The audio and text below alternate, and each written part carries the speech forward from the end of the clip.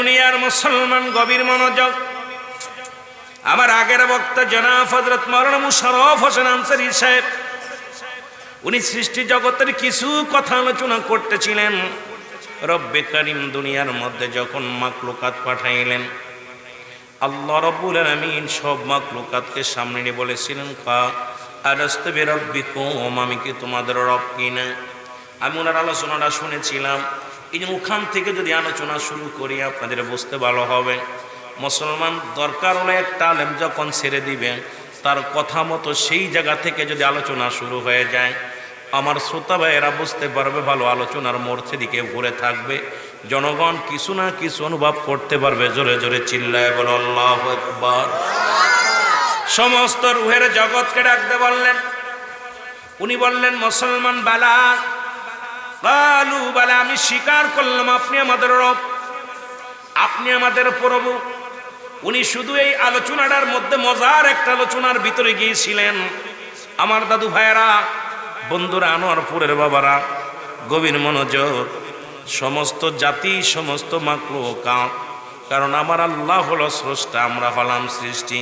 সৃষ্টি জগৎ সবাই কবুল করে এসেছিলাম আপনি আমাদের রব। জোরে জোরে চিল্লায় বলা যাবে না সুবহানাল্লাহ? আর একটু জোরে চিল্লায় বলেন আল্লাহু আকবার। আমি আপনি স্বীকার করছি আপনি আমাদের প্রভু, আপনি আমাদের মালিক, আপনি আমাদের রিজিক দাতা, আপনি আমাদের আইন দাতা, আপনি আমাদের বিচারক। আপনি ছাড়া কোনো দ্বিতীয় খোদা নাই, কোনো ইলা নাই। লা ইলা আদম নবী থেকে শুরু করে আখির নবী রাহমাতুল লিল আলামিন পর্যন্ত যত নবী রাসূল পয়গম্বর দুনিয়ার মধ্যে আগমন করেছিলেন, উনিও 26 জন নবীর আলোচনা করতেছিলেন। কোরআন শরীফের মধ্যে 26 জন নবীর কথা উল্লেখ করেছে। তার মধ্যে একজনের নাম হলো লোকমান হাকিম। ওনাকে দিয়া মোট 26 জন, কিন্তু কোরআনুল কারীমের মধ্যে 25 জন নবীর কথা উল্লেখ করা আছে। আর একজন লোকমান হাকিমের কথা দিয়া মোট 26 জনের বর্ণনা আছে কোরআনুল কারীমের মধ্যে। আমার ভাইরা, আমার বন্ধুরা, আমার সবারই একই কালেমা ছিল, লা ইলাহা, নাই কোনো ইলাহ। আল্লাহু আকবার বলেন না? কোন ইলা নাই, ইল্লাল্লাহু এক আল্লাহ ছাড়া। আদম শফিউল্লাহ, লা ইলাহা ইল্লাল্লাহ। মুসা কালিমুল্লাহ, লা ইলাহা ইল্লাল্লাহ। ইব্রাহিম খলিলুল্লাহ, লা ইলাহা ইল্লাল্লাহ। মুহাম্মাদুর রাসূলুল্লাহ। জোরে জোরে চিল্লায়া বলা যাবে না সুবহানাল্লাহ? মদিনা যাইতে পারলাম না, মদিনা দেখতে পারলাম না, মদিনা যাইতে পারলাম না, মদিনা। এই আমি অসহায় তাই এত দূরে রই, বলো অসহায় তাই এত দূরে রই। দূর থেকে সালাম জানাই, বলো দূর থেকে সালাম জানাই। মদিনা যাইতে পারলাম না, মদিনা। মহব্বতে বলেন মদিনা যাইতে পারলাম না, মদিনা। মদিনার নাম কত মধু,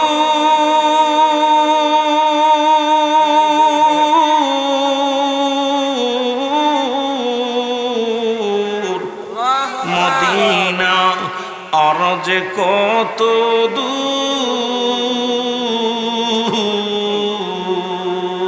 আর ওই মদিনার পথের ধুলি, বলো এই মদিনার মাখতে পারলাম না, মদিনা যাইতে পারলাম না, মদিনা। একটু মহব্বতে বলেন মদিনা যাইতে পারলাম না, মদিনা। আমি অসহায় তাই এত দূরে রই, ভালো অসহায় তাই দূর থেকে সালাম জানাই, বলো দূর থেকে সালাম জানাই। মদিনা যাইতে পারলাম না, মদিনা। মদিনার নাম কত সুন্দর,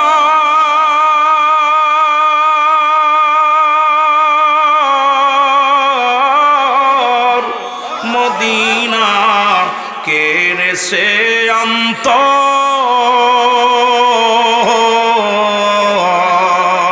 মদিনার নাম কত সুন্দর,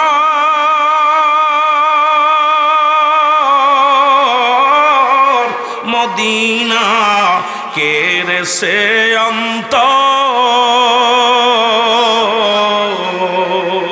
এই আনোয়ারপুরবাসীর সালাম খানি, গরিব দুঃখীর সালাম খানি পৌঁছাই দিও মদিনায়, মদিনা যাইতে পারলাম না মদিনা। আরো জোরে বলেন, মদিনা যাইতে পারলাম না মদিনা, দেখতে পারলাম না। আমি অসহায় তাই এত দূরে রই, বলো অসহায় দূর থেকে সালাম জানাই, শুধু দূর থেকে সালাম জানাই, মদিনা যাইতে পারলাম না মদিনা। এ দুনিয়ার মুসলমান,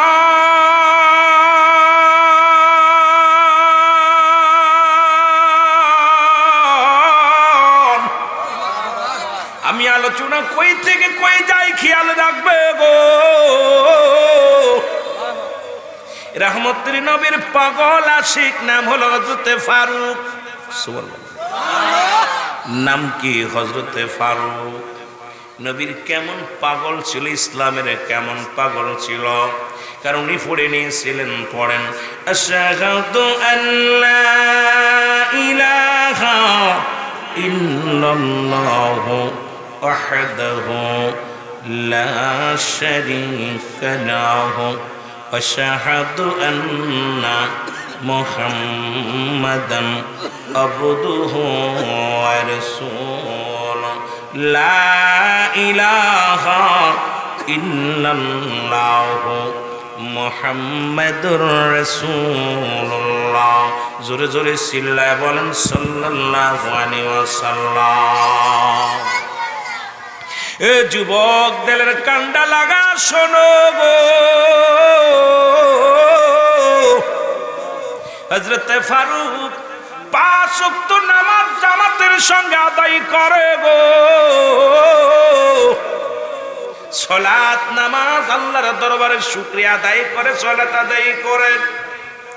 ফজরের সময় নামাজে গেছে, ইমাম সাহেব ডাক দিয়ে কয়, দুনিয়ার মানুষ শোনো, তুর্কিস্তানের যুদ্ধ শুরু হয়ে গেছে, মুসলমানদের রক্ত নিয়ে খেলা হয়, তুর্কিস্তানি মুসলমানদেরকে নিয়ে আঘাত করা হয়, তুর্কিস্তানের মুসলমানদের রক্ত জমিনের মধ্যে পড়ে।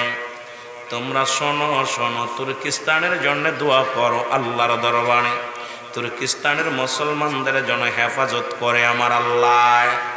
ইমাম সাহেব ডাক দে বলে, ও মুসল্লিগণ শোনো গো, আজকে পার্সোনাল দোয়া হবে তুর্কিস্তানের জন্য। আর তোমরা যদি কেউ যাইতে চাও, রহমতের নবীর ভালোবাসিয়া নবীর উম্মতেরা শোনো, ওই তুর্কিস্তানের জমিনে যাইতে পারো, যুদ্ধে অংশগ্রহণ করার জন্য। জোরে জোরে চিল্লায় বলা যাবে না সুবহানাল্লাহ? এর এমনও তো হতে পারে যে কোনো মুহূর্তে জিহাদের ডাক আসতে পারে। সুন্নি জনগণ মুসলমান, যেভাবে দেখলাম ভারতের মধ্যে মুসলমানের রক্ত নিয়ে খেলা করা হয়, যেভাবে দেখি আল্লাহর ঘরগুলো ভেঙ্গে ভেঙ্গে গুড়িয়ে দিতেছে, নবীজি তো নিজেই বলে গেছেন ওই কিয়ামতের আগে কাশ্মীর মুসলমানদের দখলে আসবে। আজকে ওরা কিভাবে মুসলমানদের কষ্ট দেয়, আজকে অমুসলিমেরা মুসলমানদের নির্যাতন করে রে ভাই, এগুলো সহ্য হয় না, কলিজার মধ্যে আগুন ধরে যায়। আপনারা ফেসবুকের মধ্যে দেখছেন নামাজগত মুসল্লি আছে, লাথি মেরে তাদের নামাজ থেকে উঠায়া ফায়ার করে মারা হয়। ও যুবক,